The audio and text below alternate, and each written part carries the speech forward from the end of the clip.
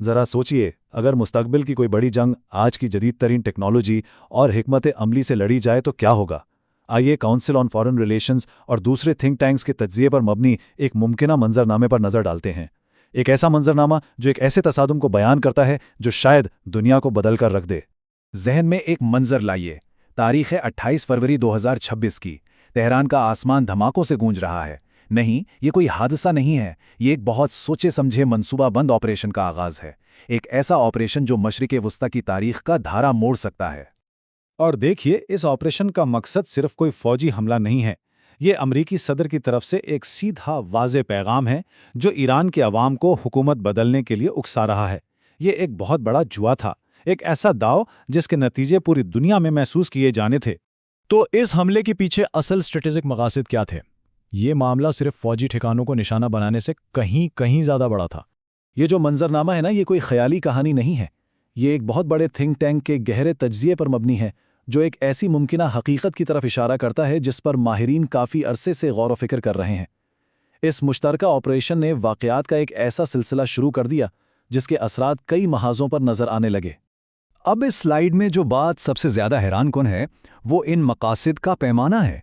ये अहदाफ मामूली नहीं बल्कि बहुत ज़्यादा बड़े हैं। यह सिर्फ ईरान की फ़ौजी ताकत को कम करने की बात नहीं थी, बल्कि उसकी क़यादत और पूरे रियासती ढांचे को ही जड़ से उखाड़ फेंकने की कोशिश थी। ये एक मुकम्मल तब्दीली का मंसूबा था। मकसद तो बिल्कुल साफ था, लेकिन सवाल यह है कि ये जंग लड़ी कैसे गई। पहला मैदान जंग आसमान थे और यहाँ हमें जदीद जंग की एक बहुत वाज़ेह तस्वीर देखने को मिलती है।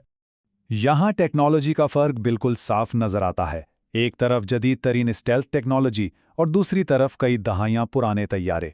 तज्ज़ियाकार इसे डेटरेंस गैप कहते हैं, यानी दिफाई सलाहियतों में इतना बड़ा फ़र्क कि ईरान फ़ज़ाई हमलों के सामने बिल्कुल बेबस होकर रह गया था। और इस फ़िज़ाई बर्तरी के ठोस नताइज भी फ़ौरन सामने आए। इत्तलात के मुताबिक सिर्फ 12 दिनों के अंदर ईरान के 120 मोबाइल मिसाइल लॉन्चर्स तबाह कर दिए गए। ये उसकी कुल सलाहियत का तकरीबन 1/3 हिस्सा था।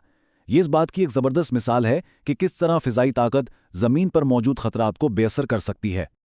लेकिन कहानी सिर्फ हमले की नहीं है। दिफाई टेक्नोलॉजी में भी एक इनकलाब आ रहा था। यह है आयरन बीम सिस्टम, एक ऐसी चीज जो जंग के उसूल बदल रही है। जरा इसके बारे में सोचिए। एक ऐसा दिफाई निज़ाम जो रोशनी की रफ्तार से काम करता है, जिसमें गोला बारूद कभी ख़त्म ही नहीं होता और जिसकी लागत तकरीबन 0 है। ये ड्रोन और मिसाइल जैसे सस्ते खतरात के खिलाफ एक हकीकी गेम चेंजर है जो रिवायती महंगे दिफाई मिसाइलों के मुकाबले में कहीं ज़्यादा मौसर है। अब आते हैं अगले महाज पर। यह जंग सिर्फ आसमानों में नहीं लड़ी जा रही थी। एक और मैदान जंग भी था जो नज़र तो नहीं आता लेकिन उतना ही अहम था, और वो था साइबर स्पेस।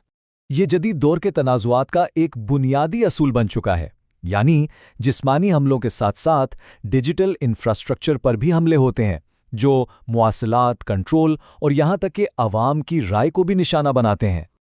ये स्लाइड बड़ी खूबसूरती से ये वाज़े करती है कि साइबर हमले किस तरह ज़मीनी कार्रवाइयों को सपोर्ट करते हैं।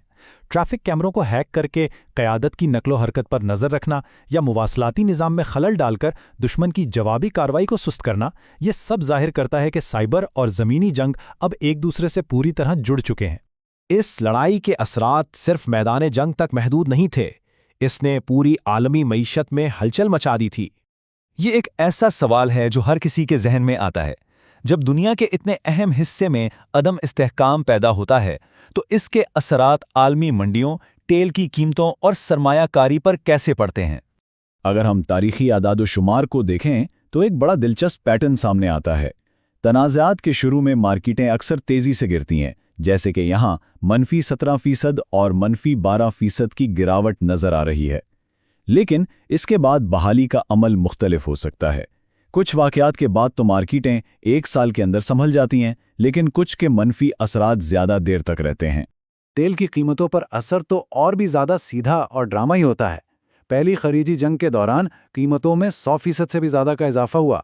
मशरिक़ वस्ता के तनाज़ुआत फ़ौरन ही तेल की सप्लाई के बारे में खदशात पैदा करते हैं, जिससे दुनिया भर में कीमतें आसमान से बातें करने लगती हैं।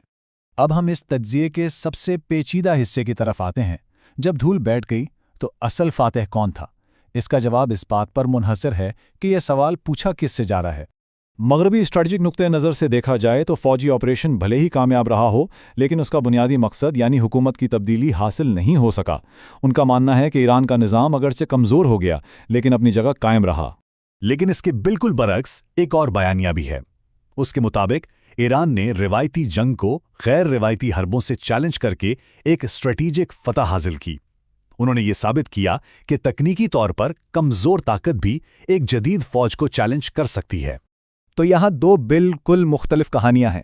ایک طرف ٹیکنیکل برتری اور ٹیکٹیکل کامیابی کا بیانیہ ہے، اور دوسری طرف اسٹریٹجک بقا اور جنگ کے نئے اصول قائم کرنے کا دعویٰ ہے۔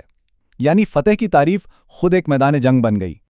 اور یہ چیز ہمیں اس تجزیے کے مرکزی سوال پر لا کر کھڑا کر دیتی ہے، کیا مستقبل کی جنگیں سب سے جدید ہتھیاروں والی طاقتیں جیتیں گی، یا وہ جو غیر متوقع حالات میں خود کو ڈھالنے، زندہ رہنے اور جوابی کارروائی کرنے کی سب سے زیادہ صلاحیت رکھتی ہیں؟